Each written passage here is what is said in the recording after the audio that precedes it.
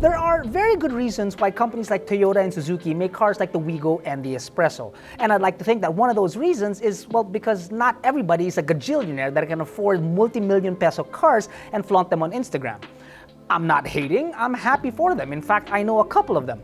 But for us commoners, well, the Wigo and the S-Presso are just as important to us as those people with 25, 30 million peso cars.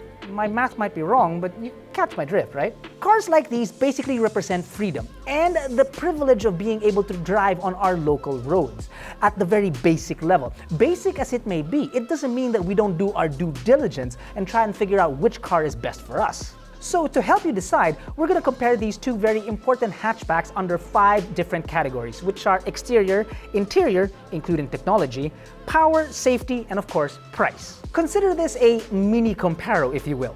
Let's get started.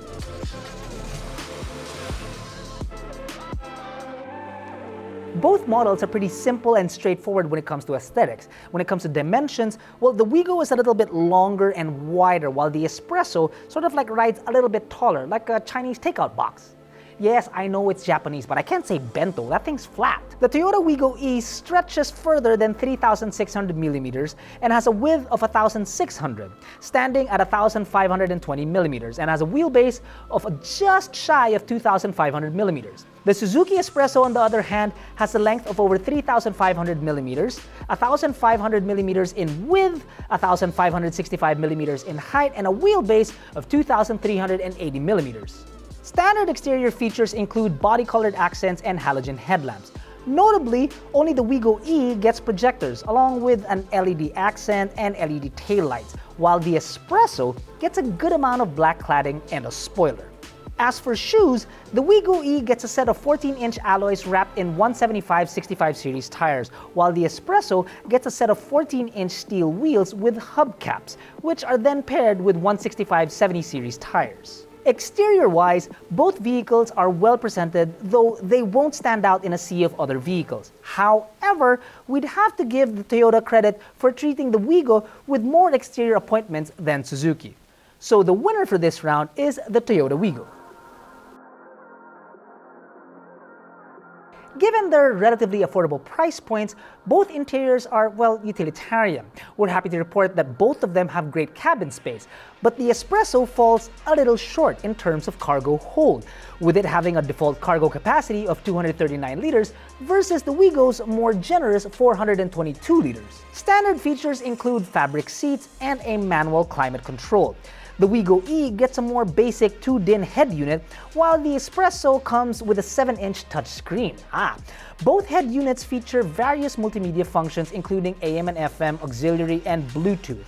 Now, one thing worth noting though is that the Wigo gets power windows on all 4 doors. Meanwhile, the S-Presso only gets power function up front, with the rear doors having manually operated ones. I don't know if kids nowadays know what this means, but that's what it is.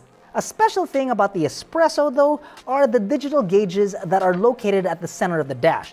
The Wigo is still equipped with traditional gauges. From the exterior up to the interior, the Wigo E does present a better package. Still, we'd have to give Suzuki credit for giving the S-Presso some special touches like the digital gauge cluster and the more modern touchscreen infotainment system. So for this round, the Suzuki S-Presso has the upper hand. Roaring under the hood, or maybe purring under the hood, are similar 1-liter 3-cylinder gasoline engines. The one in the Wigo produces 65 horses and 89 Nm of torque, and its mill is paired with a 5-speed manual transmission. The Suzuki S-Presso is a bit mightier with 67 horses and 90 Nm of torque. Like the Wigo E, the S-Presso's engine is mated also to a 5-speed manual. And when I say mightier, I don't mean by much. Sort of like the height difference between me and Gino. It really isn't that much, but I have to agree that yes, he's taller, and so is the S-Presso. It's a bit more powerful than the Wigo, so bragging rights go to the S-Presso for this round. Standard safety and security on both vehicles include dual front airbags, child seat tethers, anti-lock braking system, keyless entry, and rear parking sensors. The S-Presso gets some neat additions like an immobilizer. However, when it comes to the ASEAN NCAP ratings, the Wigo outshines the S-Presso with its 4-star rating. So the winner for this round is the Toyota Wigo.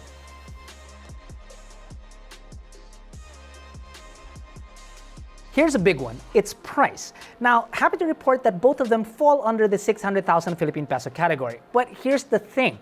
The S-Presso only has one variant, and it falls definitely well below that price. For the Wigo to fall below that price, it actually has to be just the base model. So for this particular round, just this round, its price, well, it's obvious that the S-Presso has the upper hand. Both the Toyota Wigo and the Suzuki S-Presso are great contenders in their segment. Now, as with all cars, it's obviously up to you to weigh the pros and cons and see which one fits your priorities first. When it comes to affordability, the Suzuki S-Presso is hands down the winner, making it perfect for people eyeing to buy their starter car. Also, if you want the rugged and sportier look of a crossover and more powerful engine, essentially, to complement your love for the outdoors, then the Suzuki S-Presso is more suited for you. However, if you're after the classic clean look of a hatch and the interior comforts that go with it, then the Toyota Wigo might be a better choice.